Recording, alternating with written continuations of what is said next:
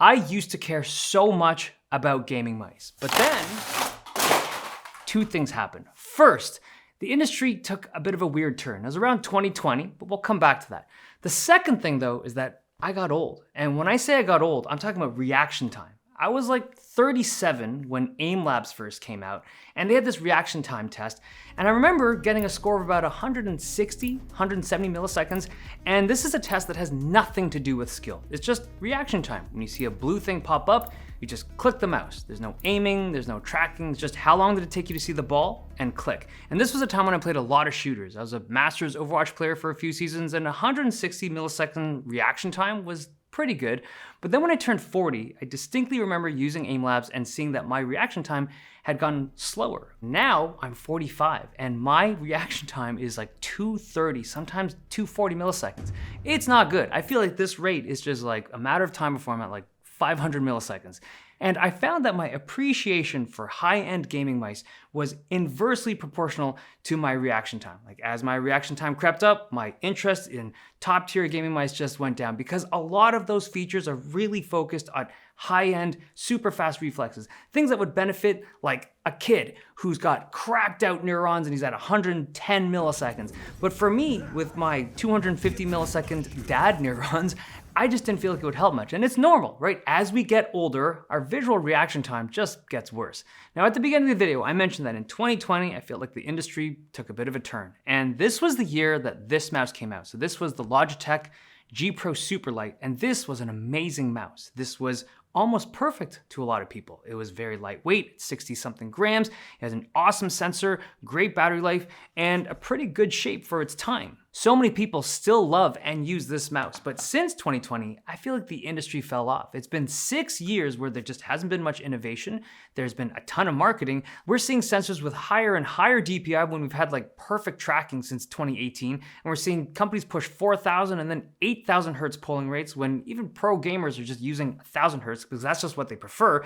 And we went through a phase when companies were so desperate trying to shave weight off mice that they were just poking holes in the shells to lower that number. And all of these mice features and properties were designed just for marketing. Like when you have a measurable empirical number that you can flex and be like, hey, our number is better than the other company, you should buy our mouse. Like that's when the industry is kind of weird. And the whole time during those 6 years, you have professional gamers using super old mice to win tournaments. It's kind of like athletes, like professional athletes, like hockey players, tennis players, they will use equipment that's older, sometimes like 10 years old, but the companies that sponsor them will paint their hockey sticks or their tennis rackets like the new ones so that people will buy the new ones, but the pros just use the old ones because that's what they're used to. That's what they prefer. So when Logitech announced this mouse, their G Pro X2 Superstrike, I was like, nah, it's gotta be a gimmick, right? Because this thing's claiming a reduction up to 30 milliseconds on your click. So it uses a new haptic feedback system, kind of like Apple's trackpads, but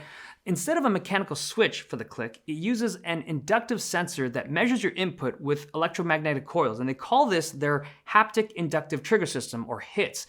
And you can adjust the mouse buttons individually on the left and the right. And the thing is, this mouse doesn't actually click. It feels like you've clicked it because there's a motor underneath each button that kind of thumps up at your finger when you press it to simulate the sensation of a click, but there is no switch in there that's actually doing any clicking. It's just the sensation. Like you can kind of hear it, but when you turn the mouse off, the mouse buttons just become like dead paddles. They don't make any more sound, and you don't feel a click anymore. So when I got it in, I wanted to know, can this do what it claims? Can it reduce my click latency by 30 milliseconds? I fire up AIM Labs and I'm testing my regular mice just to kind of get a feel for it. And there I am, Unc2D with his 240 milliseconds.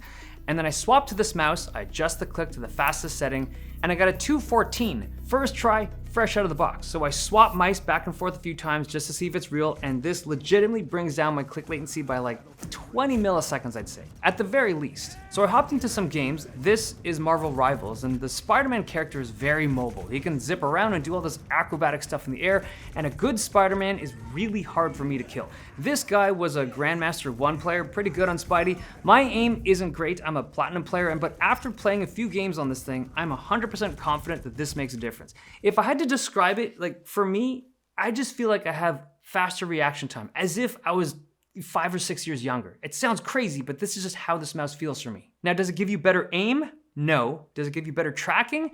You could argue that because on this mouse, if you set the sensitivity really tight so that you just have to press lightly on a mouse, like when you're, I don't know if you're like Zarya and Overwatch, or if you're just like ADSing and you're trying to track something while pressing a mouse button, you don't have to put as much of like flex and tension on your hand to do it. So you could argue the tracking's a little bit better with it. But I need to stress this point. Game skill and like your aiming capabilities are way more important than any kind of hardware upgrade. Because if you have terrible aim and you were gonna miss the shot, you're just gonna miss the shot even faster with this mouse. But if you had decent aim and the only reason why you missed is because your reaction time was a little bit too slow and you just clicked a little too late, this has an impact. A thought I had about the durability, the M1 and M2 buttons are gonna be basically immortal because it's a sensor. It's like a traditional Switch has moving parts, it's metal on metal that wears out over time and you just get double clicks and stuff.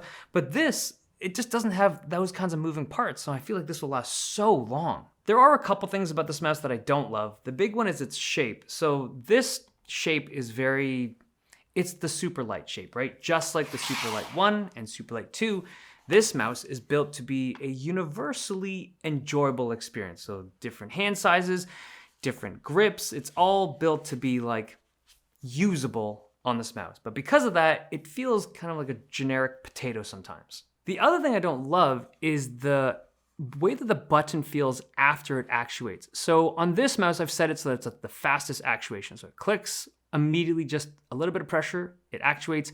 But right after you click, or the system thinks you've clicked, there's still a lot of like travel on that mouse button. And I find that it feels a little spongy because you've clicked it, the system thinks you've clicked, it knows you've clicked, but now the button is still traveling. But on an old mouse, or like a typical mechanical Switch, once you, like because there's so much pre-travel, you don't feel like it's spongy. Then once you've clicked, it almost bottoms out from that click and you feel like an immediate stop on the click. But here, when you do that click, I mean, this is super sweaty, but just in case you care, when you do that click, there's spongy movement almost after that click. But everything else about this thing is pretty damn good.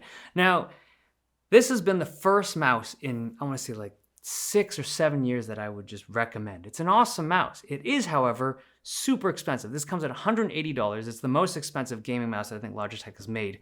But it's the only mouse right now that does this. They have a patent on this technology. I imagine that this, or something like this tech, will appear in other brands over time. I just don't know how you get around that patent, because otherwise everyone just has to get this if you want this advantage. But there you have it. This is the new Logitech G Pro X2 Superstrike, and it is a very cool technology.